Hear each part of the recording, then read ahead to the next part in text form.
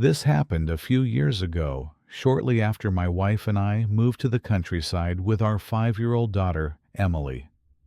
We'd finally found a quiet little house on the edge of town. Nothing fancy. 2 floors, a creaky attic, and a big backyard for Emily to play in. It felt peaceful, safe, like we could finally breathe after years of city noise and chaos. But that feeling didn't last long. At first, it was little things. Odd creaks in the hallway, a draft in places that shouldn't have one, doors that seemed slightly ajar, even when we remembered closing them. It was easy to brush off. A new house always comes with unfamiliar noises, right? Then came the storm. It was a Sunday. I remember because we were trying to get Emily to bed early for preschool the next day. That afternoon, it started raining. Soft at first, then heavier. By nightfall, it was pouring, sheets of rain slapping the windows, thunder growling in the distance. The power flickered, but never fully went out. We lit candles just to be safe. Emily curled up on the couch with her bear, and we played board games to pass the time. She eventually dozed off around 9:30, and I carried her upstairs to her room. As I laid her down, she mumbled something. "Don't let the closet open." That wasn't unusual. She always said stuff like that before bed. So, like always, I opened the closet to show her it was empty, closed it with a loud creak, and kissed her good night. My wife and I double-checked the locks, turned off the lights, and went to bed ourselves. I don't know what time it was when I woke up, but something had woken me. Not thunder, not the rain, a thud. From inside the house. It was loud, sharp, like something or someone had dropped down from above. I sat up, held my breath, and listened. The house was dead silent, but I couldn't shake the feeling in my chest. That gut-deep knowing that something's wrong, even when there's no proof. I grabbed my flashlight, stepped out into the hallway, and went to check on Emily.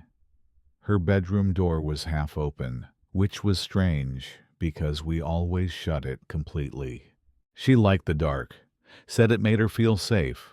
Inside, she was asleep, peaceful, still holding her bear. But then I saw it, her closet door, wide open. That door never stays open. The hinges are old and stiff. It creaks so loud that even the cat hated it. And Emily? She was terrified of it being open. I walked over and slowly pulled it shut. And that's when I heard it. A dragging sound. From above. Right above Emily's room. In the attic. I froze. My skin went cold. My flashlight started shaking in my hands. Then I heard footsteps. Slow. Deliberate. I backed out of the room, gently closed the door behind me, and looked up. The attic entrance, just above me in the hallway. The pull-down ladder still closed. And from up there, I heard something that made my stomach turn. Breathing, heavy, slow, human. Someone was up there. I turned around and rushed back into our bedroom, shook my wife awake and whispered, "We need to leave." Now don't ask. Just grab your phone. I picked up Emily, still asleep, and we ran barefoot out into the rain.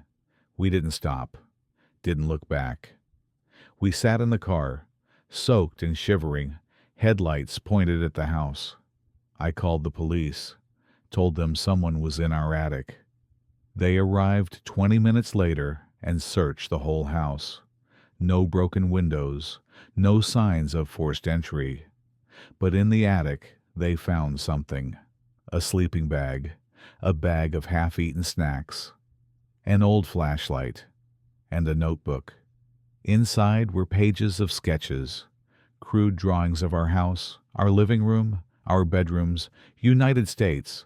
One page had our faces scribbled out. Another showed a stick figure climbing down a ladder into what looked like Emily's room. They never found whoever it was. We moved out 2 days later, left the house behind. Emily doesn't remember any of it, but I do, and every night since. I check the attic twice. I don't scare easily, but that night changed something in me. I live in a small town with my wife and our 6-year-old son, Ryan. We're not out in the middle of nowhere or anything, but our neighborhood is quiet, mostly families. Our house is one of those older ones. Creaky floors, weird plumbing, and a big oak tree that taps against the upstairs windows when the wind gets strong. Charming during the day, but at night it can get kind of eerie. This happened just a few months ago, during one of the worst rainstorms I've ever seen. It was a Saturday night, sometime in early March. I remember that because we had just finished putting Ryan to bed after a movie night. He loves storms, always says the thunder sounds like dragons roaring. I wish I still had that kind of imagination. Anyway, it had been raining all evening. By midnight, it was coming down in sheets. The wind was howling, and every few minutes the power would flicker just enough to make you hold your breath. My wife had already fallen asleep on the couch, and I was locking up, checking the front and back doors, switching off lights, that kind of thing. The sound of the rain against the windows was almost hypnotic. I actually liked it. It made the house feel distant, disconnected. I was halfway up the stairs when I heard it. A knock, just one, sharp, sudden, at the front door. Now, keep in mind, this is well past midnight, in the middle of a rainstorm. No one in their right mind would be out walking around at that time. At first, I thought I imagined it, but then I heard it again. 2 knocks this time, slower. I stopped at the top of the stairs, trying to listen past the rain. And then, it happened again. 3 knocks, louder. That's when I realized whoever was out there knew I was inside. I went back downstairs quietly, trying not to wake my wife. When I got to the front door, I stood there for a moment, staring through the peephole. Nothing, just the porch, empty. The rain was falling so hard it created a curtain of water. You couldn't see past the first few feet.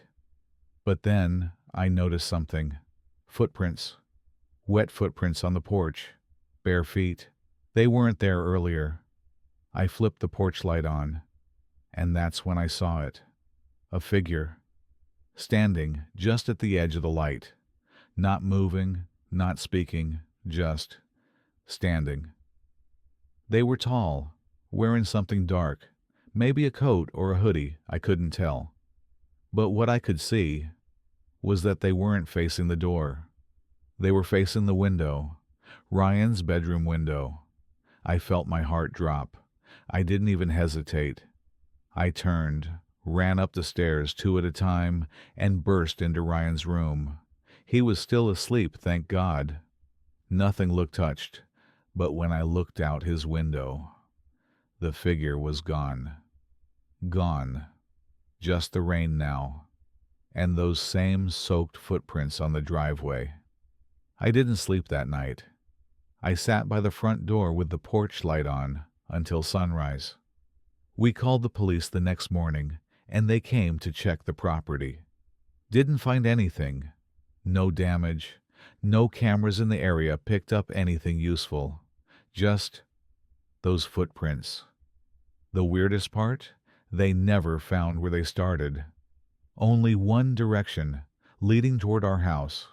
Not a single print going away, like whoever it was, they came from nowhere and vanished. We got a security system installed the very next day. Motion lights, cameras, the works. And every night since, I double-check Ryan's window every single night, because whatever was outside that night, I don't think it was looking for me. I think it was looking for my son.